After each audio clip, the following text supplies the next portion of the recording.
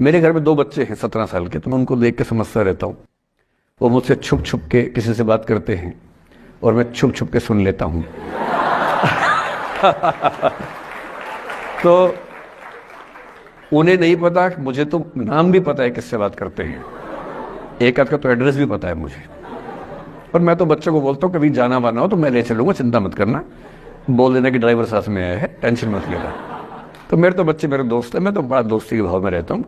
मेरा एक ही बेंचमार्क है कि वो जिस उम्र में जैसे हैं मैं कैसा था, और वो मुझसे अच्छे चल रहे हैं, उससे ज्यादा उम्मीद मुझे करने में नहीं चाहिए।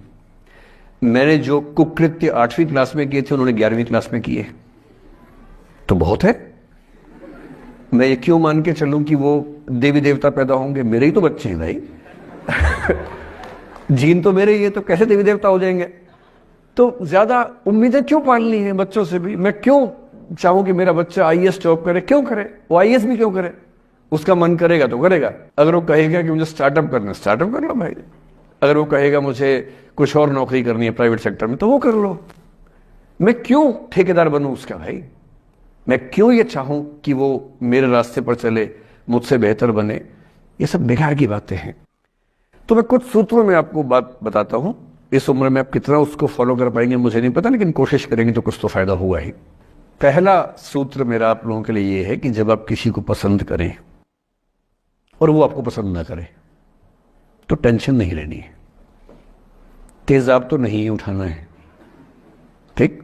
कई लोग इस मूड में रहते हैं, मुझे पसंद नहीं करेगी, मैं राजा हूं, मैं नवाब हूं, मुझे पसंद नहीं करेगी। अरे तू क्या है भाई? नहीं पसंद हो तो नहीं पसंद हो, ये क्या बात हुई? सबसे पहले अपने अंदर से लोकतांत्रिक बनिए, डेमोक्रेटिक बनिए। जैसे आपको हक है किसी व्यक्ति को पसंद करने का, उसको भी हक है किसी को पसंद या नापसंद करने का। यदि कोई ऐसा व्यक्ति जिसको आप पसंद नहीं करते वो आपको प्रपोज करे, तो आप उसको मना ही तो करेंगे। बस मना इज्जत से कीजिए, किसी को बेआबरू करके मत भेजिए। ये नहीं कि अच्छा तुम शीशा देखा है कभी, रुको रुको आईना मेरी जेब में लो, ऐसे नहीं करना है। बड़े बेआबरू होकर तेरे कूचे से हम निकले, वो वाला भाव जो गालिब को आया था वो भाव नहीं आना चाहिए। अगर कोई आपको कभी प्रपोज करे, आप लोगों की उम्र है, सब चलता ही होगा आप लोगों के बीच में, मैं आपके टीचर से सामने बोल रहा हूं, लेकिन मैं ऐसा ही हूं।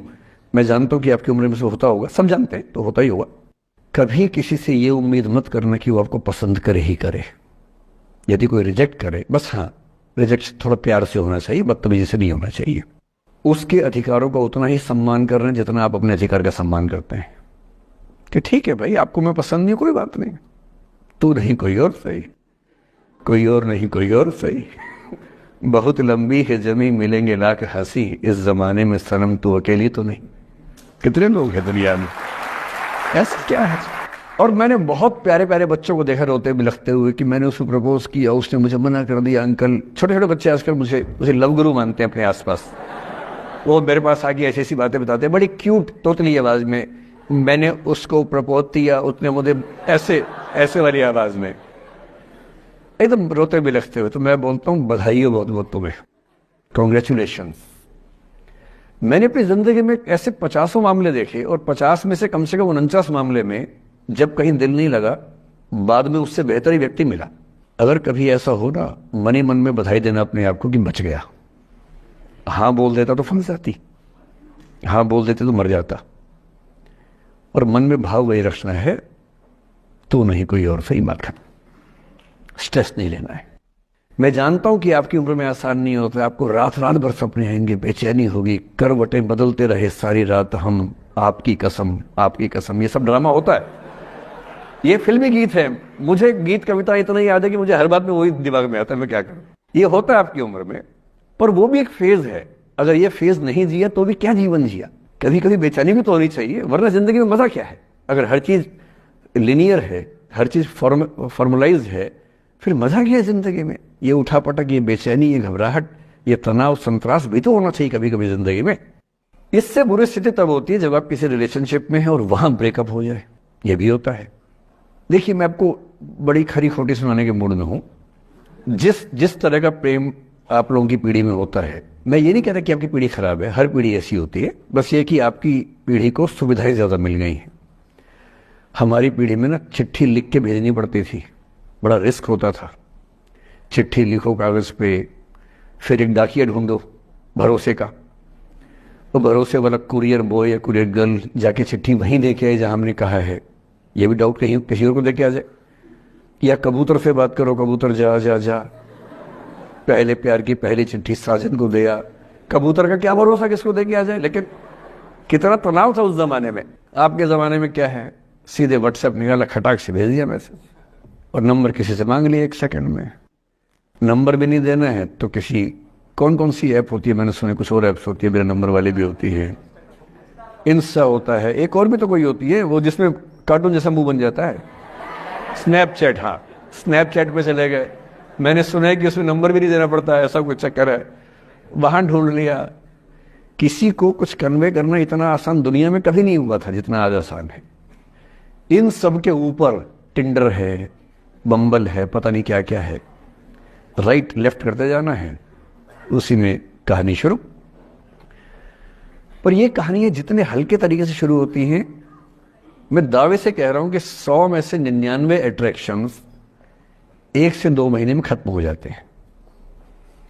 क्योंकि आप जिसके प्रति अट्रैक्टेड थे ना, वो तो उसका बाहर का परसोना था। जहां परिचय गहरा होता है, असलियत सामने आ जाती है, और जब असलियत सामने आती है झेलना बड़ा मुश्किल होता है। आपके सपने टूट जाते हैं। आप जिस छवि पे दीवाने हुए थे वो छवि तो सिर्फ छवि थी, वो तो इंसान नहीं था वैसा।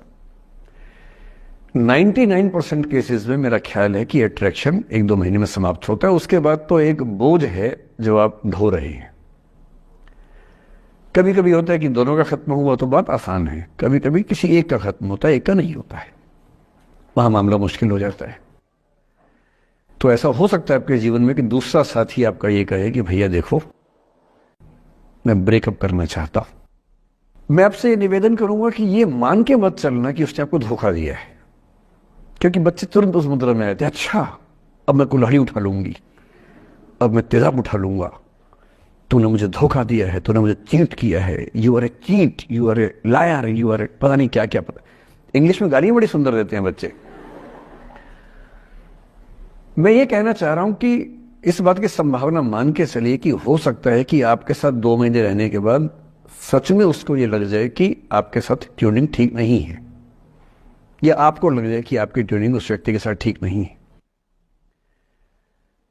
और किसी मुर्दा को अपने पास पकड़ के रखना उसका मजा नहीं है।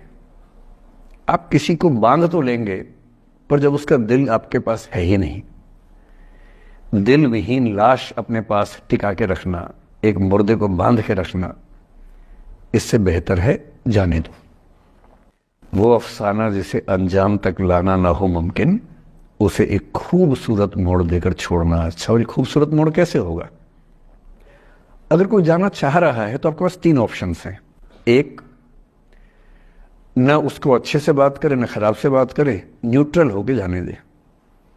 एक, उसको धमकी दे, बर्बाद कर दूंगा, छोड़ूंगा नहीं, तो निकल के देख घर से, तेरे एड्रेस पता करवा लूंगा, मेरे साथ 50 दोस्त हैं, मेरे सारे आवारा हैं, सारे बेरोजगार हैं, सारे कुंठित लोग हैं, सारे गुंडे मवाली हैं, उनका धंधा यही है, तेरे पीछे छोड़ दूंगा सबको। एक ही तरीका है। और तीसरा ये कि ठीक है यार, ऑल द बेस्ट, जा सिमरन जा, जी ले अपनी जिंदगी। अरे ठीक है, हो सकता है मैं तुझे ठीक नहीं लगा, कोई बात नहीं, लेकिन किसी से मिलो तो बढ़िया से मिलना, तेरी जिंदगी अच्छी हो।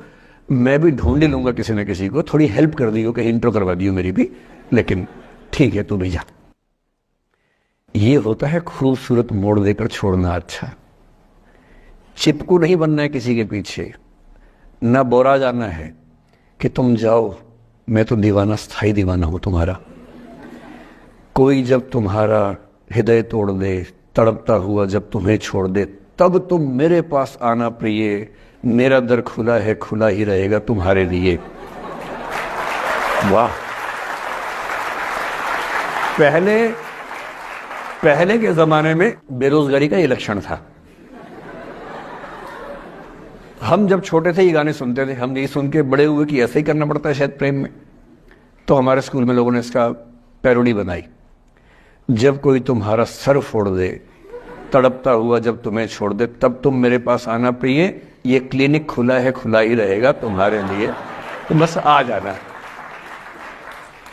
जब कोई तुमको सड़क पे छोड़ दे, गाड़ी अपनी वहां से मोड़ ले, तब तुम मेरे पास आना प्रिय, ये ठेला खड़ा है, खड़ा ही रहेगा तुम्हारे लिए। क्यों भाई, क्यों खड़े रहोगे? बेरोजगार हो क्या?